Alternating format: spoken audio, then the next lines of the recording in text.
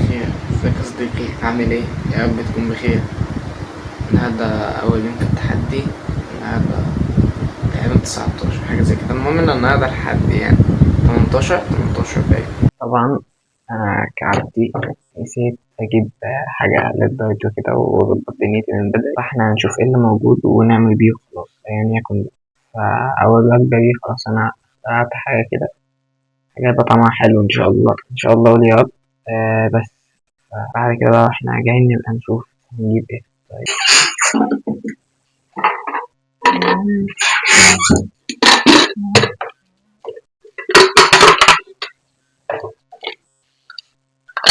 الفكرة إن أنا دلوقتي محتاج أوزع البروتين صح على مدار اليوم. عندي وجبة قبل التمرين المفروض أحط فيها بروتين، أكلها قبل التمرين بفترة يعني. حلو. بس هتبقى وجبة سناك صغيرة مش هتبقى كبيرة، وأدخل فيها بروتين كويس وخلاص. فاهمني؟ كده بس يعني شامبو.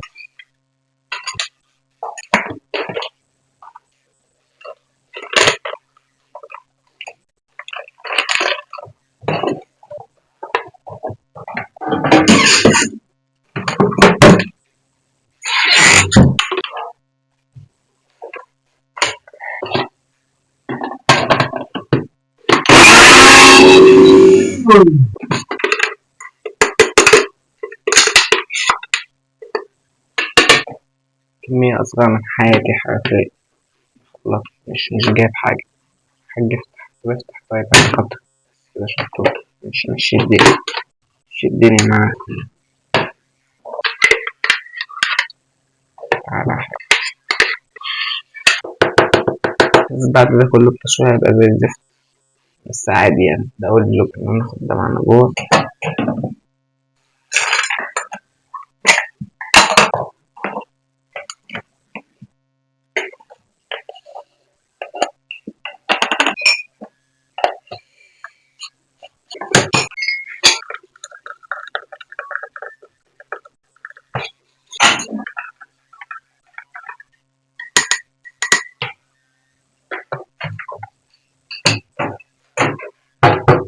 بسم الله.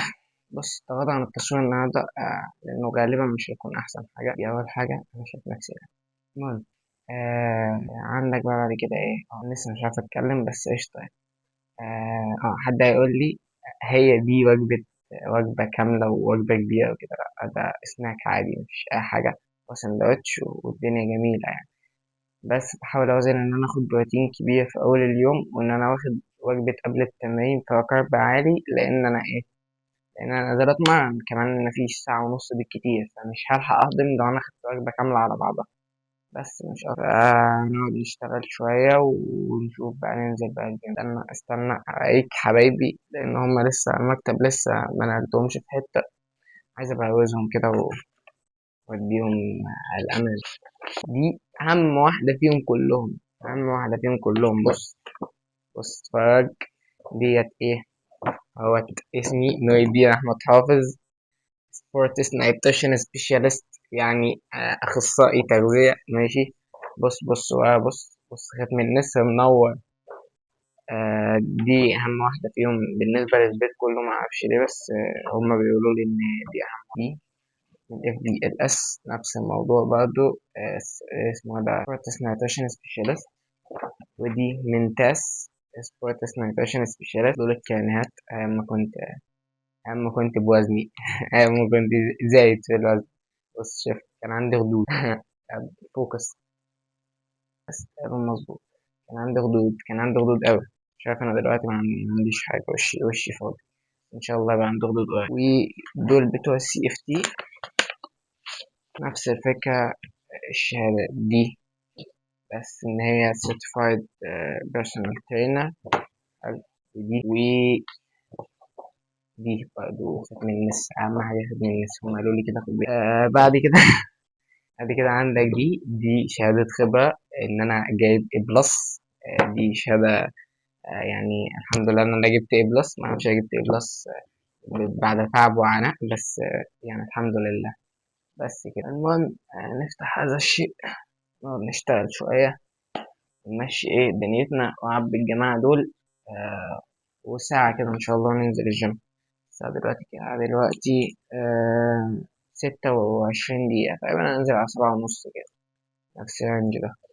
أكون أكلت وإن شاء الله أكون هضمت وبس. وغالبا هغير الزاوية عشان الخصوصية، لأن تقريبا الشاشة هنا جميلة جدا. بس كده غالبا هجيب البتاع هنا عشان أو هجيبه من فوق، هعمل أي حاجة يعني، المهم إن الشاشة ما تبانش. نسيت أوريك دول همهم بس بيرسونال ترينر. عارف ال اسمه ده السيريال نمبر ده؟ بص، شوف السيريال نمبر اللي فوق صبعي ده النمبر. يا رب يكون الفوكس مظبوط. السيريال نمبر اللي هو صبعي فوقيه ده لو دخلت كتبت تاس دوت يو كي على جوجل وكتبت السيريال ده هيطلع لك الشهادات بتاعتي وبس كده. بس هيطلع لك الشهادات بتاعت التاس نفسها بس، انما الشهادات التانية دي حاجات تانية، ولسه في حاجات أتقل جاية في الطريق. الناس استنى، كلها عارفه حاجة اللي كده. هو ما يسمى بالتاسك مانجمنت، او يعني ايه ازاي ندير مهام، اداره المهام. فاشهر حاجه يقول لك ايه، اعمل التو دو ليست بتاعتك، اللي هو ايه، بصحى الصبح ده كل ده بنعمل، يعني الست البيت بتعمله، يعني الكلام ده مش كلام تقيل ولا حاجه، اللي هو ايه، بتجيب ورقه وتكتب ايه النهارده انا هعمل 1 2 3 4 عليا الحاجات دي اعملها، ما هنزل اشتري خضار، هقطف مش عارف الملوخيه، هعمل هنقع الرز. كلنا بنعمل، يعني الناس كلها بتعمل كده او يعني ناس كتير بتعمل ده، وتعلم وانا خلصت دي خلصت فخلاص مهامي خلصتها، دي بيسموها ايه، التو دو ليست. لا، هو دلوقتي بيقولوا ان ده مضيع للوقت، وطلعوا بقى مصطلح جديد او تكنيك جديد بيسموه ايه، التايم بوكسنج. ايه التايم بوكسنج ده؟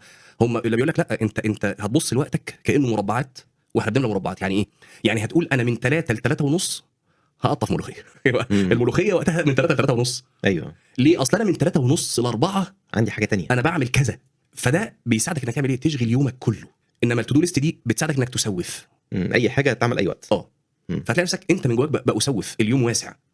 احنا مش عايزين واسع، هو اليوم فعلا مش واسع. المهم التايم بوكسنج ده مصطلح حديث، يعني جه بعد مصطلح الايه وانت بتدير مهامك، اللي هو تو دو ليست، اللي هو الناس كلها عارفاه.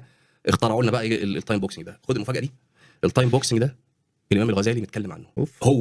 هو التايم بوكسنج ده الامام الغزالي متكلم عنه في بدايه الهدايه، كتاب ليه بيقول لي بقى، يعني متع اذنك. بيقول هو كان بيتكلم على اعمال اليوم والليله، يعني اورادك وعبادتك وصلاتك وذكرك وراح قايل لك بقى ايه، ولا ينبغي ان تكون اوقاتك مهمله فتشتغل في كل وقت بما اتفق كيف اتفق. خلي بالك، هو بيتكلم الراجل اللي بيعبد، اللي بيقول اوراد وبيقرا قران وبيصلي، بيقول له خلي بالك ما ينفعش تبقى حياتك ماشيه ازاي، اللي هو ايه، اما اقرا لي شويه قران دلوقتي، لما اذكر لي ربنا، او اقوم الصبح اقول ايه مش عارف ايه وهعمل ايه، طب ده امتى وده امتى، انت مش كاتب امتى، مش عامل تايم بوكسنج.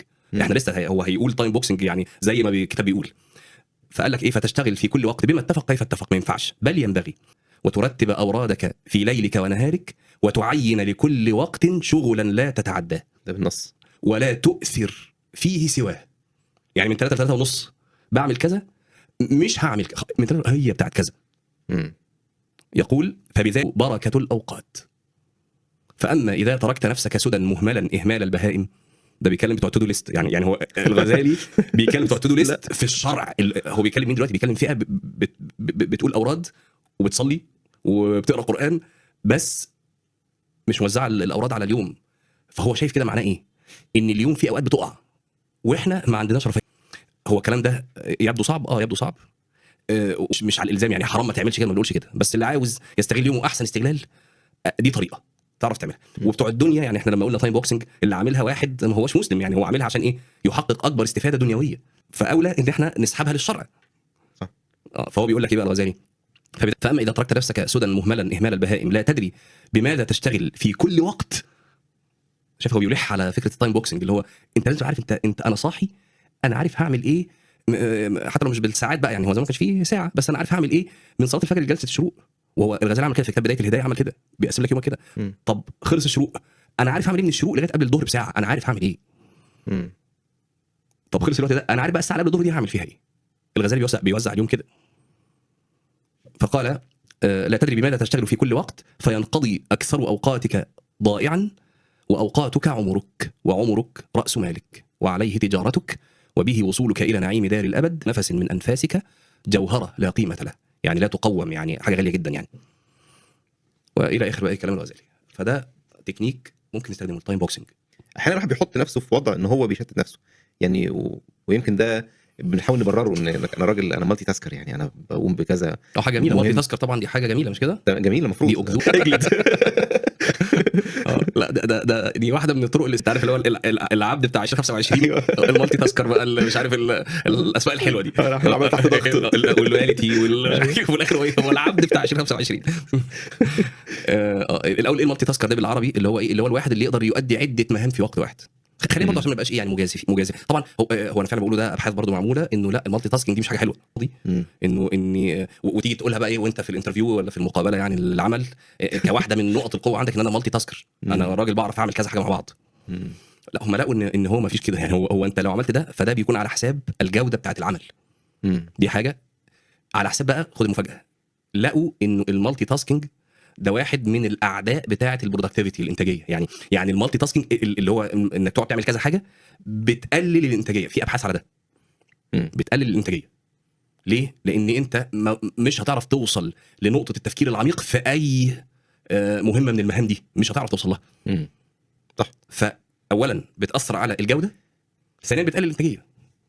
عارف يعني انا مش عايز برضه ادخل في التفصيله دي قوي، بس هو ده في اعراض منها بتوصل للاكتئاب. يعني اللي الشغل بتاعه هو عده مهام بيعملها في نفس الوقت بيوصل ان هو بيصاب بالاكتئاب وبيعالج علاج دوائي. فهو العقل مش متبرمج على كده. العقل مش متبرمج على كده. احنا ممكن نقسم المهام لمهام محتاجه مجهود ذهني حقيقي، وفي مهام مش محتاجه المجهود الذهني. فاحنا ممكن نبقى مالتي تاسكر بمعنى يعني صحي، اللي هو ايه؟ ان هو انا بعمل مهمتين مع بعض، مهمه منهم مش محتاجه ذهن. انا هديك مثال بقى في تراثنا عجيب جدا. هو يعني يا ابن الجوزي يا النووي، وغالبا ظنه ابن الجوزي كان بيعمل حاجه عجيبه. كان يعمل ايه بقى؟ كان يقعد يصنف ويذاكر ويكتب ويعمل ويسيب الاعمال اللي مش محتاجه ذهن مجهود ذهني لما يجي له ضيف يعمل بري الاقلام، يكتب الدفاتر، ياجلها. على فكره المثال ده احنا بنقوله في التايم مانجمنت، بيجي معانا اداره الوقت. انك ازاي ترتب اعمالك. فهو هنا ابن الجوزي بيعمل ايه؟ هنا هو مالتي تاسكر. هو بيقعد يدردش مع الضيف ويتناقش وبتاع، وفي نفس الوقت الدفاتر وحاجه مش محتاجه مجهود ذهني. فدي نقدر نعملها. انما تقول لي مهمتين او 3 مهمات والثلاثه محتاجين مجهود ذهني وانا هعرف اعملهم مع بعض، انا مش بكذبك لان هو فعلا الناس بتعملها. يعني هو الناس بتعملها. بس كلمني بقى عن الجوده. كلمني عن ارهاقك الذهني والنفسي انت بقى كبشر. كلمني عن نقطه تفكير، انت وصلت لفين في تفكيرك عشان تطلع لنا حلول مثلا مبدعه، عشان تطلع لنا حلول. مش هتلاقي. تشتت باختصار. فانت مشتت. يعني الكلام الجديد كله عن المالتي تاسكينج يبان ان هو مش حاجه صحيه. حاجة عنده تليفوننا عزيزنا حبيبنا تاني ان شاء الله يكون شغال. مش عارف، حاسس الفلوج ده مش هيبقى اظرف حاجة، تصويره زي الزفت ب50 كاميرا وكل حاجة جميلة جدا. ماشي، وايه تاني؟ الصوت تقريبا 3/4 من غير صوت لحد دلوقتي. يعني ان شاء الله نكمل بقية الفلوج بصوت، بس هو كده كده هينزل. احنا هدفنا ننزل باستمرار، مش لازم يكون احسن جودة، لان انا كنت قبل كده جيت كذا مرة ايه ببقى عاوز اطلع احسن جودة، حرفيا نص الفلوجات ما بتنزلش. يعني انا مثلا ممكن اكون صورت 7 8 فلوجات قبل كده ولا واحد فيهم نزل. يعني ما نزلتش غير اللي هو بتاع يوم الامتحان ده وبس تقريبا. ما نزلتش حاجة تاني. وفي فلوجات كتيرة متصورة عندي ومتمنتجة كمان يعني وما نزلتهاش. هل هنزلها؟ لا، ما اظنش هنزلها، بس خير ان شاء الله. بسم الله.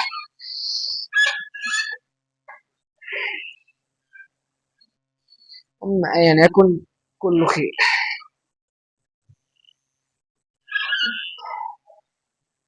هذا واسع على موت، حرفيا في مسافة تكفي 2 معايا.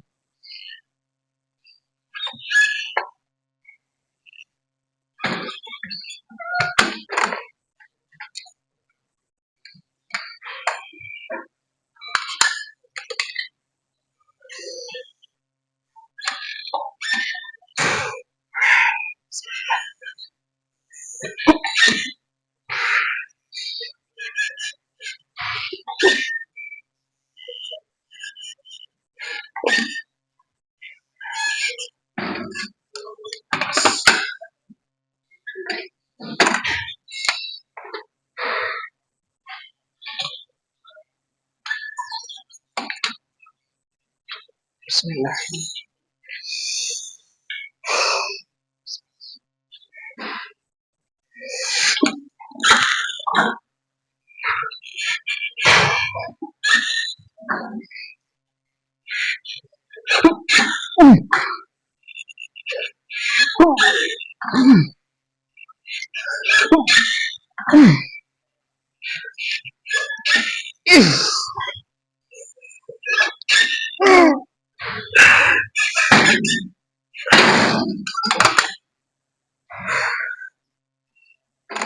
نيجي على الجهاز الجميل ده، هو جهاز كرانش عادي مفيهوش أي حاجة، بس المايك يكون شغال بس.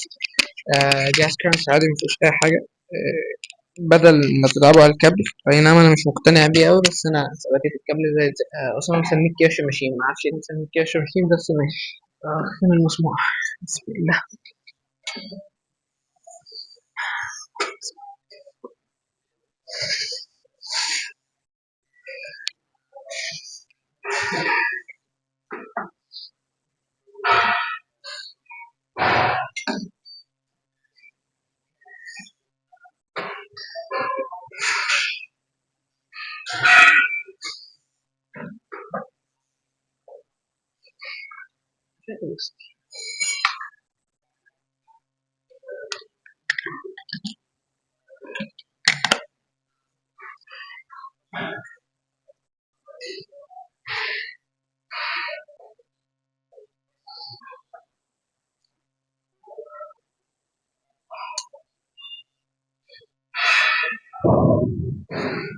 يا رب كل الفيديوهات اللي جايه تطلع بصوت.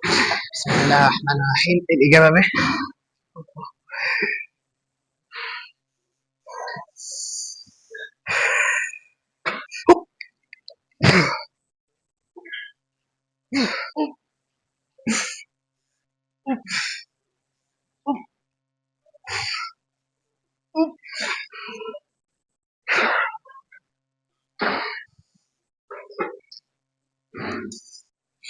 نيجي عند الجهاز اللعين اللي محدش بيحبه ولا حد هيحبه، جهاز مقزز مقرف. آه، اي حاجه انك هو جهاز جميل ان شاء الله. بتاع ده لذيذ. حلاوه حلاوه، محدش كده يسمعني. لا خف.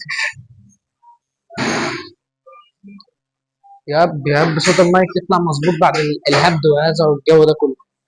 طبعا غالبا انا مخبي الحاجات اللي كده اهوت، فاهم؟ فا ايه يا طنط؟ لا مش عاوزين صوت هنا، مش عاوزين صوت هنا، هطلع انا ده كله في المونتاج. تبا تبا بجد.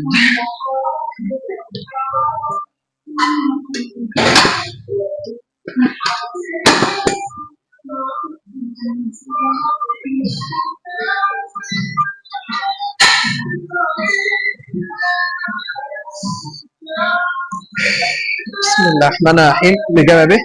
يا رب الصوت يبقى واضح، يا رب الصوت يبقى واضح بجد، إن شاء الله يبقى واضح. بسم الله.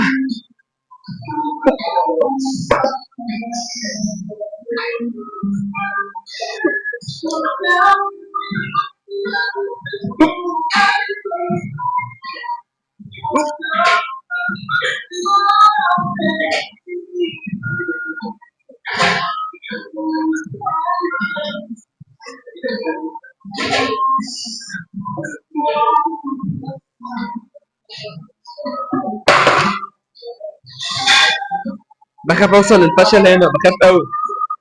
انت لو وصلت للفشل هتلاقي نفسك نزلت كده.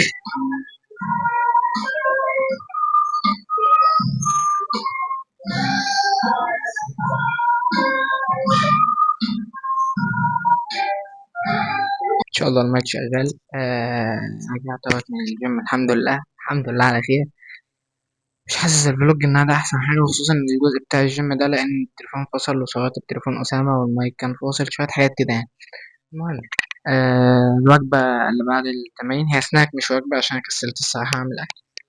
المفروض دي كانت كوبايه لبن، بس تقريبا شربت نصها. ودول موزتين، 200 جرام موز، و 45 جرام سوداني، و60 جرام تمر. بس كده. المهم في حاجة طريفة موت حصلت النهاردة، وأنا راجع من عند من الجيم بجيب طلبات وكده. ثانية واحدة. رحت للراجل قلت له عاوز إيه؟ عاوز كيلو سوداني. فاداني كيلو سوداني في الكيس ده. كيس فيه بروتين. حرفيا الكيس كان عنده كيس جديدة، كيس جديدة لسه لسه الكيس أصلا لسه شكله جديد موت. بس فمستغرب الموضوع ومش عارف لحد دلوقتي ازاي موجود في مقلة، بس عادي يعني خير، ما تستغربش حاجة يعني. بس كده هقعد اشتغل شوية واشوف كده دنيتي، وغالبا التليفون هيفصل وهحطه على الشاحن شوية، في الشوية اللي جايين دول ايه مش هيتصور. الساعة دلوقتي 2:30 تقريبا. انا هموت وانام الصراحة عشان ما نمتش امبارح كويس، فهغفل لي ساعة كده واقوم اكمل شغل ان شاء الله. A few moments later. الساعة 7:30 وانا لسه صاحي، وشكلي كده مش عارف انام بالليل، والدنيا يعني جميلة، مش عارف انام ده كله ازاي. هقعد اتعلم شوية في دافنشي، وبعد كده هكمل شوية شغل كده بسيط، ونشوف بقى هننام ولا هنعمل ايه. بس اليوم ما كانش اظرف حاجة خالص يعني النهاردة. ده الفيديو اللي هسمعه هو فيديو بتاع تلوين وكده بتاع عمر عطلة. فخير خير ان شاء الله.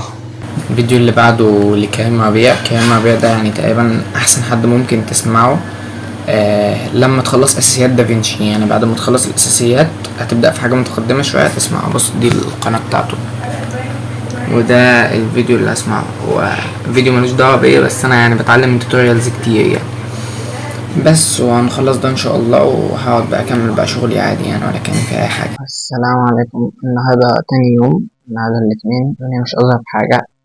صحي متأخر الساعة 10، وبطني رجعت نفس المشكلة تاني تقريبا. مش يعني حاجة يعني، كل حاجة بايظة، بس لعله خير.